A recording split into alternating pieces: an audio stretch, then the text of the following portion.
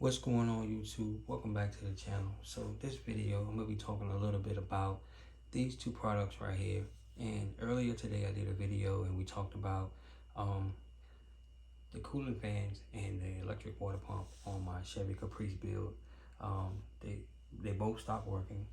They both was hooked up on toggle switches, and when doing that, the toggle switch will burn up.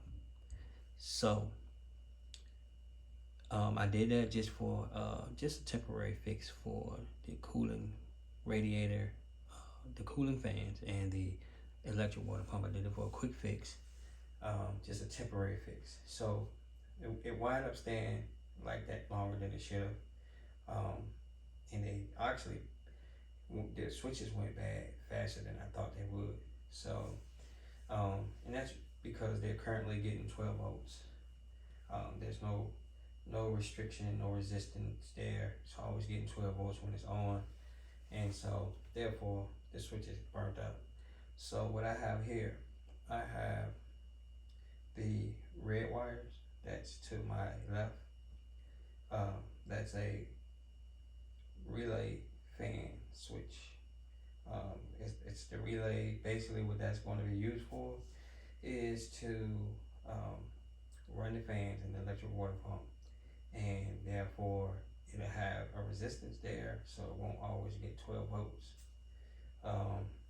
But I'm not going to use that one. I'm going to use the one to my right, and that one is pretty much the same thing. It's just that that one has a controller on it, so it can control the speeds of the fans. So this one to the right is a little bit more of what I need and want for the setup that I have on this car. So that's the one I'm going to use. And you can see everything that comes with it. Up in the corner there, that's like a temp sensor with a little spring on it. That's a temperature sensor. So that's basically going to read the temperature of the engine, and that's going to let the fans know when they need to come on, when they need to cut off. So once I get this wired in, it will basically, the whole setup will function and work just a whole lot better. The fans won't constantly stay on, therefore the thermostat can open and close like it should. The water cycle can work as it should.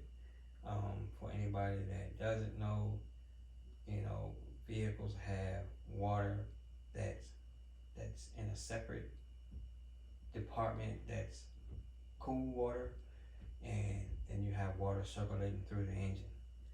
So once that water in the engine gets really hot, the cool water comes in, that hot water goes over there where the cool water was at, and that water cools off, and it's just a cycle that keeps going to keep the engine cool.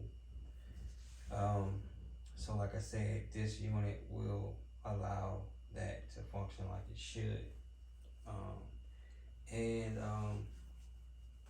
the water pump, same ordeal.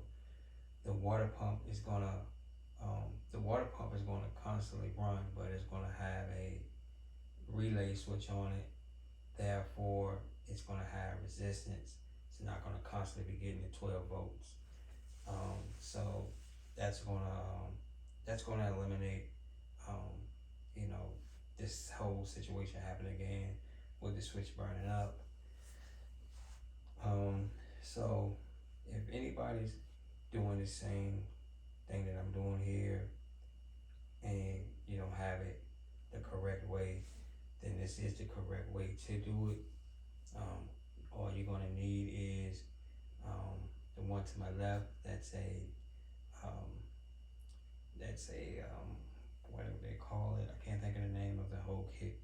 But it's pretty much a fan relay kit. I think that's what they call it. Don't quote me on it, but if you need something like this, drop a comment down below. I can go back and I can find out what exactly it is and get your part number or name, whatever you need. Um, and the one to my right, that one, I think they called that one a, let's see here, that one is called a switch interrupter. So that's what the name of that one is. It's a switch interrupter. Um, the stores and everybody has a different name for it, but you guys know what it's going to be used for. So, like I said, I'm gonna get that wired in tomorrow. I'm gonna install that, get it all wired up, test it, make sure everything's functioning like it should. Allow the car to run. Let the temp. It doesn't take the temp long to get up on, these cars with these high performance engines. They get warm real quick. So, like I said, test it, allow the car to run, allow the temperature hand to come up, and then look for these fans to kick on at operating temperature. So like I said, I've wired these things up a number of times, and it doesn't take long to do, and it's easy to test it. Like I said, I'll just let the car run.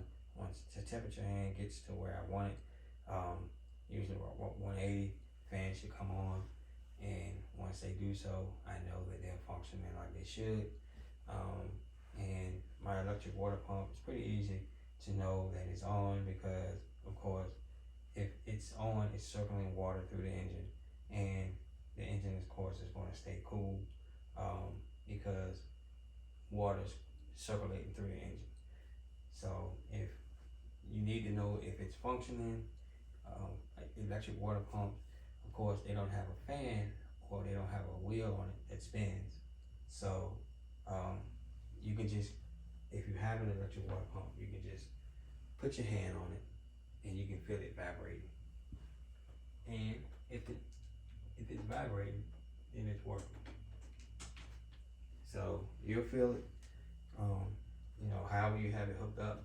Like I said, you can have someone turn it on while somebody's holding on to it. Turn it on, turn it off. You should be able to feel the difference, like I said, to know that if it's functioning or not. Now, while my car's, I'm driving it down the road or whatever, of course you can't put your hand on it to see if it's functioning. So, that's when you just have to rely on the gauges. Gauges are very important in building these cars. I mean, they're very important in any vehicle, but when you got high performance stuff, gauges are very important. I had never seen nobody put something together that didn't have gauges in it. So, like I said, gauges are very important. I do see some people with, just maybe oil pressure and maybe like voltage. Some people have oil pressure and temp. But my particular build here, any build that I had done before, any build that I have now, I usually run oil pressure, I usually run voltage, and I run temperature. So like I said, I like to keep an eye on all of the above. And the other thing that I wanted to touch on, I ordered a digital dash for the car. So once I install that, I may or may not keep the old school gauges. I may kind of tuck them away a little bit. I may just leave them where they at, just to have, like a backup, set of gauges that I can go off of. So like I said, gauges are very important, because you always need to see how the engine is operating, and you always want to, like I said, keep an eye on it to make sure everything's running like it should. That way, it don't. Because honestly, if things aren't running like it should, you're gonna mess up something, and then it's gonna cost you. So nobody's out here trying to spend unnecessary money on something that you could have avoided happening with gauges or such. So, like I said, that's very important. Like I said, having some gauges in, and that's the reason. One of the reasons why I would have known that things wasn't functioning like it should with my motor in the car. But I do what's called, like I said, just a routine check. And so when I fire the car up, I usually just kind of just go around and watch, um, you know, everything that should be functioning because this is a new build. And so I fired the car up, and I noticed that the fans wasn't coming on, and I was like, okay, so the fans aren't coming on. Now let me check the water pump. Check the water pump. Water pump wasn't running either. So I automatically knew that, you know, that we had some sort of problem with the car. Um, Switches or something like that. I had to kind of go over some things and see what was what, but I knew that we had some sort of electrical problem somewhere because they wasn't working. So the first thing I did was I went through and traced the wire and making sure there wasn't nothing taken or loose or whatever the case may be. Nothing had got snagged on something and taken or loose or cut, broken or whatever. But that wasn't the case, and so that's when I went ahead and went to the switches, and I saw that the switches were burnt up, and so that's when I knew that I needed to do this thing over. I could have easily rewired it to some new switches, but the same thing was going to happen again with the switches. So there was no need to even do that. I was like, you know what? I'm just going to go ahead and fix the problem, and that way I don't have to worry about keep going back and forth. And sometimes, like I say, you just need to take the time to fix the problem because, for example, sometimes when you get lazy and you do stuff like if I would have just put new switches in and I would have got the car out and say if I was at a show or something and these things failed on me, you know, hey, if I would have driven the car there, then I would have had to either, get somebody to take me to go get my truck and my trailer, or, either take me to go get one of my tow trucks, whatever, to come get the car. So to avoid all of that, that's the reason I'm fixing these because I've been at car shows many times and I've seen people cars something fell on their car because they didn't do it the correct way or whatnot. And I've seen guys have to leave their car at the show, after the show, with coming back the next day, whatever the case may be, to get their car. So it's just like I said, if you're building something, try to do it the right way. If you have to take your time with it. But just make sure that you go through it and get it done the right way. Make sure you know who you're dealing with. I was talking to a guy the other day, and he was telling me that it's just a lot of crazy stuff going on out here. With this car building stuff. It's a lot of crazy stuff going on out here. Period. But the guy sold the guy an LS motor, but it wasn't the LS that he thought it was. So you just got to be mindful of who you deal with. So, like I said, just be careful who you deal with. I work on my own build, and I have three other people, because the other two is a pair. Two is a pair that work together. And I have one other guy and myself that works on my vehicle. Okay, on my old school, on my classic, on my hot rod, my race cars, or whatever. That's all I have to work on my cars. There's probably a lot of other people out there that's good, and I know it is, but are they trustworthy? So you just gotta be mindful of that. And before I wrap this video up, so I want to tell you another thing.